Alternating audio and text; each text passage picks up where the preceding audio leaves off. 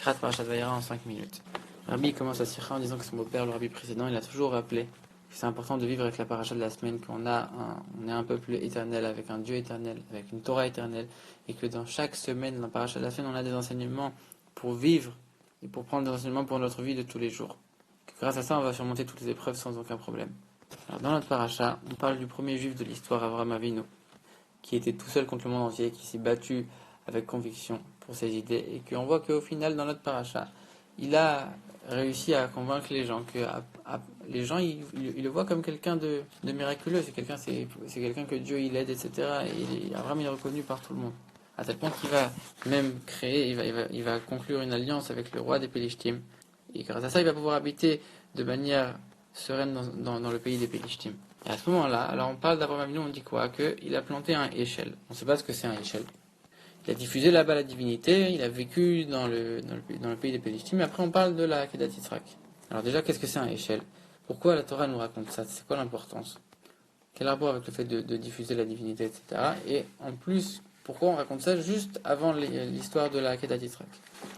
Le échelle, en vérité, on explique que c'est un arbre avec plein de branches, que comme on était dans le désert pour se protéger de la chaleur, Abraham Avinu a planté un arbre avec plein de branches.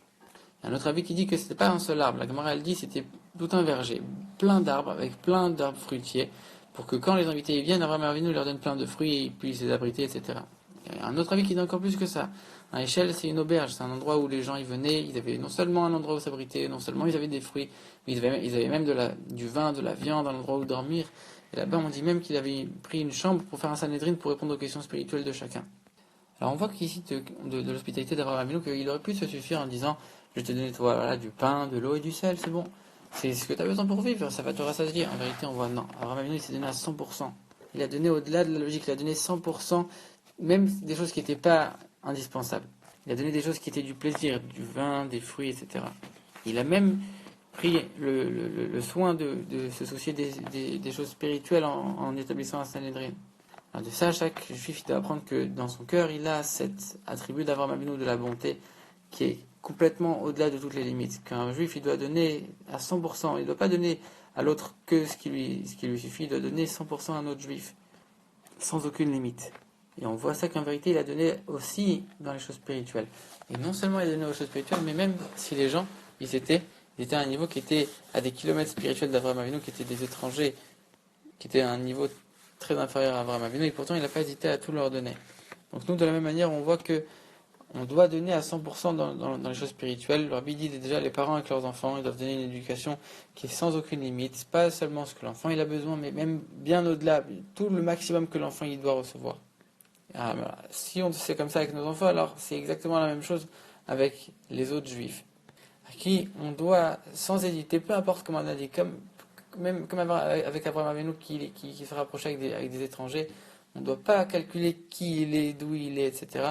Peu importe, chaque juif, on doit aller lui donner le maximum sans aucune hésitation, lui donner un judaïsme qui est non soldé, qui est au-delà de tout, un judaïsme plein et complet avec toutes les qualités d'un judaïsme plein et sans aucune limite, sans aucune barrière. Et ça, en vérité, on comprend que c'est un comportement qui est complètement au-delà de la logique. Le cerveau humain, il comprend qu'il faut donner à quelqu'un, il a besoin. Ce qui lui manque, tu lui donnes. Mais ce qui lui manque pas, c'est juste des choses en plus, alors là, il n'y a aucune raison de donner. C'est quelque chose qui est complètement au-delà de la logique, au-delà de l'intellect. Et ça, c'est ce qu'Abraham Avinu nous a enseigné. Et si on voit ça dans les choses matérielles, alors ça, la plus forte raison dans les choses spirituelles. Un mal spirituel, il affecte beaucoup plus qu'un mal matériel. Et de la même manière qu'on fait tous nos efforts pour enlever les maux matériels, alors on doit faire la même chose avec le spirituel. C'est pour ça qu'on doit s'efforcer, peu importe où on est, peu importe dans quel pays on est, dans quelle situation on se trouve, d'établir le judaïsme avec aucune limite, sans aucune censure, sans mettre de barrière, en étant au maximum un judaïsme plein et complet. Et donc, comme ça c'était au-delà de la logique, alors on comprend pourquoi on a mis ça juste avant la Kedat Yitzhak. La Kedat Yitzhak, c'était une épreuve qui était complètement au-delà de l'intellect, au-delà de la compréhension. Et pourtant, on voit qu'Avraham Avinu et Yitzhak, même si les deux ils savaient qu'ils allaient avoir l'épreuve, ils ont été avec une grande joie. Et même s'ils étaient dans le pays des Pélishtim et qu'ils vivaient très bien là-bas, ils ont eu une épreuve et ils l'ont fait avec grande joie. Donc ça, c'est un enseignement pour nous, qu'on doit vraiment fonder un judaïsme et transmettre un judaïsme qui est complètement au-delà de toutes les limites, qui n'est pas limité par rien du tout, qui est plein, et même pas seulement ce que les gens ils ont besoin. On va dire des fois, lui, bon ça va, je lui ai mis les tefilines, c'est que c'est pas son niveau. C'est pas vrai. On lui donnait le maximum, et chacun lui donnait plus que ce qu'on espère et plus que ce qu'on imagine. Rabbi termine en disant que la récompense de ça, ce sera la largesse, bien au-delà des efforts qu'on a fournis, au-delà de toutes les limites, dans tous les domaines matériels et spirituels.